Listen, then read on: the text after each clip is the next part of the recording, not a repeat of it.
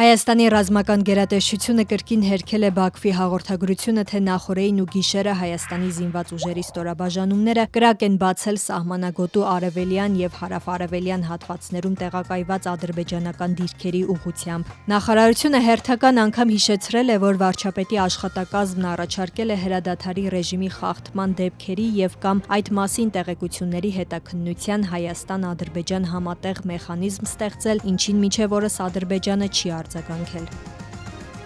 Ադրբեջանում Գերմանիայի դեսպանը մարտի 31-ին կանչվել է երկրի արտգործնախարարություն։ Ըստ ադրբեջանական լրատվամիջոցների նրան խիստ բողոքի նոտա է հղվել Գերմանիայի նախագահ Ֆրանկ-Վալտեր Շտայնմայերի Հայաստան կատարած այցի ընթացքում Գերմանիայի նախագահի ինստագրամի պաշտոնական էջում հրապարակված Արցախի դրոշի կապակցությամբ, որն Ադրբեջանը համարում է մեջբերում ոտնձգություն երկրի տարածքային ամբողջականության նկատմամբ։ Ադրբեջանական լրատվամիջոցների փոխանցմամբ ավելի ուշ Գերմանիայի նախագահի աշխատակազմի ղեկավարը ներողություն է խնդրել հրապարակման համար, նշելով, որ այն տեխնիկական սխալի արդյունք է։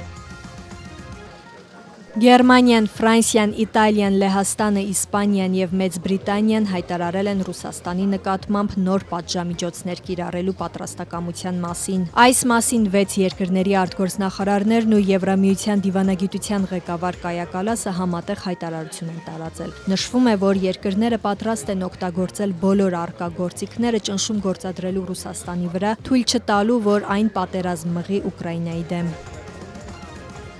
Չինաստանը, Ճապոնիան եւ Հարավային Կորեան համակարգված քայլերի կդիմեն, պատասխանելով Միացյալ Նահանգների նախագահ Դոնալդ Թրամփի կողմից սահմանվելիք նոր մաքսատուրքերին։ Այս մասին հաղորդել է Չինաստանի պետական հեռուստատեսությունը։ Նախօրեին Միացյալ Նահանգների նախագահը հայտնել էր, որ պատրաստվում է հայտարարել Միացյալ Նահանգներ ներկրվող ապրանքների վրա սահմանված մաքսատուրքերի կտրուկ բարձրացման մասին։ Դա ըստ էության վերաբերելու է աշխարհի բոլոր երկրներին, նշել էր Թրամփը։